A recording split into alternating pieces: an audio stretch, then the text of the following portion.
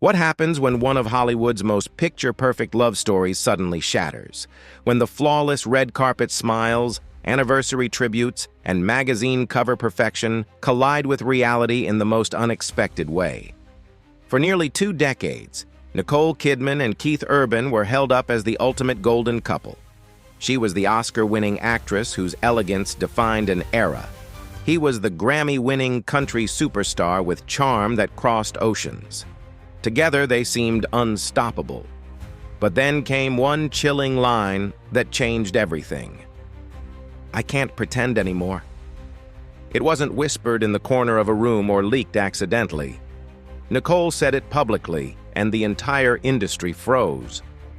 Behind the dazzling Hollywood facade, a storm had been brewing for years. And when it finally hit, it sent shockwaves across tabloids, social media, and courtrooms alike. This wasn't some quiet separation where 2 stars drift apart. This was a full-blown power play involving love, betrayal, whispers of a mysterious other woman, and one of the most jaw-dropping prenups Hollywood has ever seen. Nicole and Keith's story began in a way that felt almost too perfect. 2 Australians finding each other at GD Australia. What are the odds? Nicole was already a global icon, the kind of actress whose name lit up marquees. Keith was making waves internationally, charming audiences far beyond Nashville. They met, sparks flew, and their romance quickly became the talk of the town.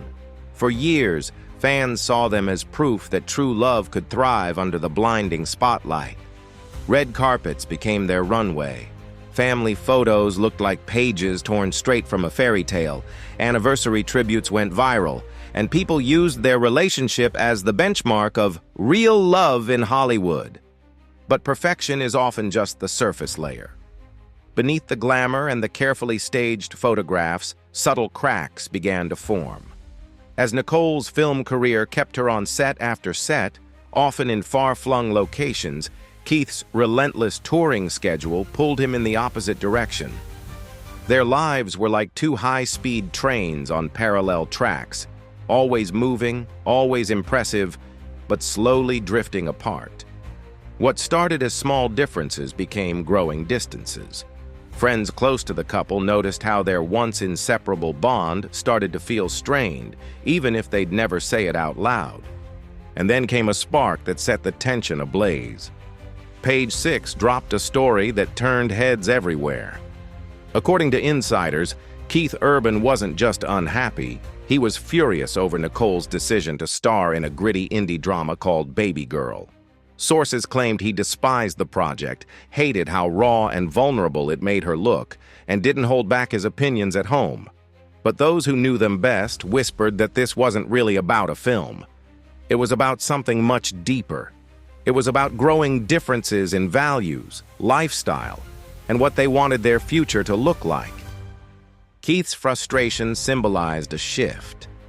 While Nicole was chasing meaningful, artistic roles that pushed her boundaries, Keith was thriving on stage, feeding off the adrenaline of thousands of screaming fans. Their worlds were no longer orbiting the same sun. Between filming schedules and tours, the time they spent together dwindled.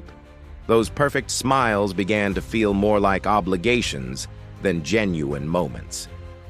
And then the whispers began. At first, it was just vague tabloid speculation, but as time went on, the rumors took a sharper shape.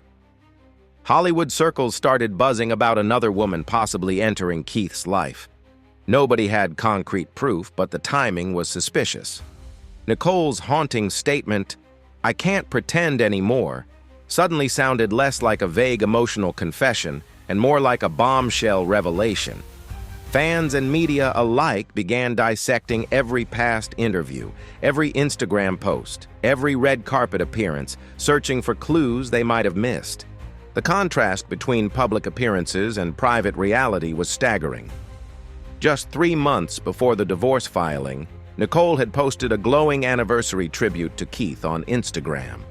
Big smiles, loving captions, picture-perfect shots.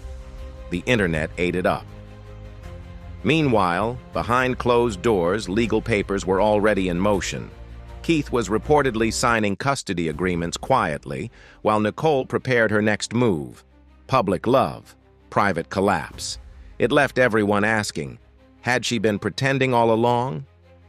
When TMZ broke the story on September 30th, 2025, the illusion shattered. Nicole Kidman had filed for divorce in Los Angeles, citing irreconcilable differences. After 18 years of marriage, it was over. In one legal document, a Hollywood empire worth $325 million was suddenly up for negotiation. Fans were stunned. Industry insiders were scrambling, and the tabloids went into overdrive. But what really made jaws drop wasn't just the divorce itself. It was what lay buried in their prenup, a clause so unique, so strategic, that it turned heads in both Hollywood and legal circles. Back in 2006, when Nicole and Keith tied the knot, Keith was very public about his struggles with substance use.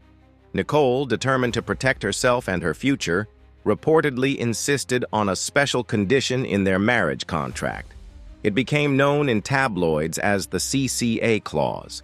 The terms were crystal clear. If Keith ever relapsed, Nicole would keep everything.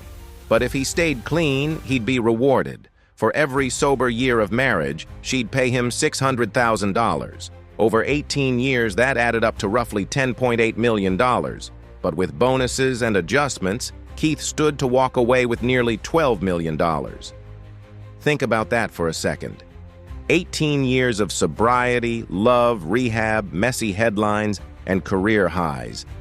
And at the end of it all, those struggles had literally been turned into a paycheck. It wasn't just romantic, it was contractual.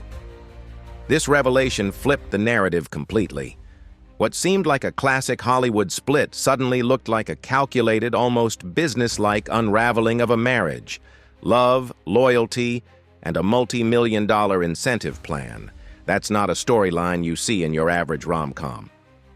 Nicole had stood by Keith through rehab, relapses, and redemption arcs. But in the end, the same clause designed to safeguard her future became the final chapter of their union. And if that wasn't dramatic enough, custody became the next battlefield. Court filings revealed a lopsided arrangement that raised eyebrows across the entertainment world. Nicole was granted primary custody of their daughters, Sunday Rose and Faith Margaret. The numbers told the story. 306 days a year with Nicole, 59 with Keith. In Hollywood, custody battles aren't just about parenting. They're about power, image, and control. For Nicole, this meant stability for her daughters and the ability to shape their upbringing without interference. For Keith, it was a painful symbol of everything slipping away, not just his marriage, but his family life too. Fans couldn't ignore the emotional weight behind those figures. Numbers don't cry, but they can scream. And in this case, they screamed louder than any tearful interview ever could.